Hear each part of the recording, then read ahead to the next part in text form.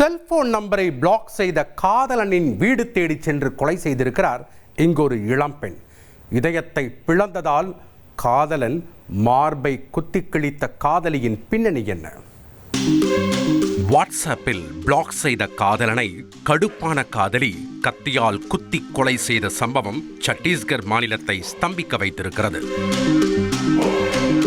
இன்ஸ்டாவில் காதல் வளர்த்து வாட்ஸ்அப்பில் வாழ்க்கை நடத்திய இளம் ஜோடிக்குள் விழுந்த விரிசல் கடைசியில் படு பயங்கர கொலையில் முடிந்திருக்கிறது.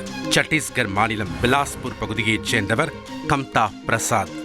25 வயதான இவர் அங்குள்ள ஒரு வாடகை வீட்டில் தங்கி ஹோட்டலில் வேலை பார்த்து வந்திருக்கிறார். இவருக்கு கடந்த 6 மாதங்களுக்கு முன்னர் 22 வயதான ரோஷ்னி சூரியவன்ஷி என்பவரோடு இன்ஸ்டாகிராமில் பழக்கம் ஏற்பட்டுள்ளது. அந்த பழக்கம் நாளடைவில் சாட்டிங், மீட்டிங், டேட்டிங் என காதலாக மாறியிருக்கிறது. இருவரும் அடிக்கடி நேரில் சந்தித்து ஊர் சுற்றுவதை வாடிக்கையாக வைத்திருந்துள்ளனர். இப்படி உருகி வளர்த்தாலும் சண்டை இல்லாமல் காதல் முழுமை பெறுமா?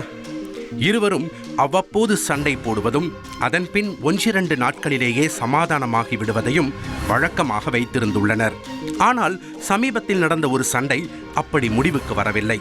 ஒரு கட்டத்தில் காதலை பிரேக்கப் செய்து ரோஷ்னிக்கு முழுக்கு போட்ட கம்தா காதலியின் செல்போன் நம்பரையும் சோசியல் மீடியா கணக்குகளையும் பிளாக் செய்திருக்கிறார்.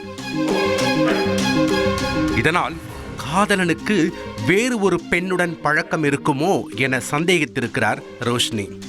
இந்த சந்தேக எண்ணங்கள் ரோஷ்னிக்குள் கொலை வெறியை தூண்டியிருக்கிறது. சம்பவம் நடந்ததன்று ஒரு முடிவோடு காதலன் தங்கியிருக்கும் வீட்டிற்கு சென்றுள்ளார் ரோஷ்னி.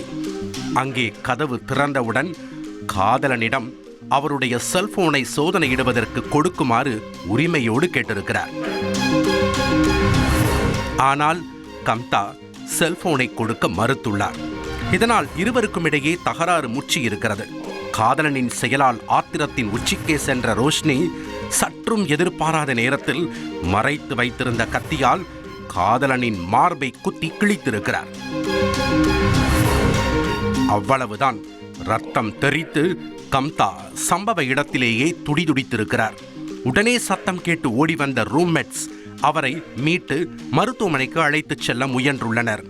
ஆனால் செல்லும் வழியிலேயே கம்தா பரிதாபமாக இறந்து போயிருக்கிறார். தகவல் அறிந்து சம்பவ இடத்திற்கு விரைந்த போலீசார் காதலனை கத்தியால் குத்தி கொன்ற காதலி ரோஷ்னி சூரியவன்ஷியை கைது செய்து தொடர் விசாரணை நடத்தி வருகின்றனர். அவர் அளித்த வாக்குமூலத்தில் காதலனை அச்சுறுத்தும் நோக்கத்திலேயே கத்தியை காட்டி மிரட்டியதாகவும் எதிர்பாராத விதமாக கொலை நடந்ததாகவும் ரோஷ்னி கூறியுள்ளார். கொல்லப்பட்ட கம்தா பாஜக பிரமுகர் ஒருவரின் நெருங்கிய உறவினர் என்பதால் இந்த கொலை சம்பவம் சத்தீஸ்கர் அரசியல் வட்டாரத்திலும் பேசுபொருளாகியுள்ளது. ட்ரெண்டை ஃப்ரெண்ட் ஆக்கிக்கோங்க. தந்தி டிவியின் சப்ஸ்கிரைபர்ஸ் அண்ட் ஃபாலோவர்ஸ் குடும்பத்தில் நீங்களும் இணையுங்க.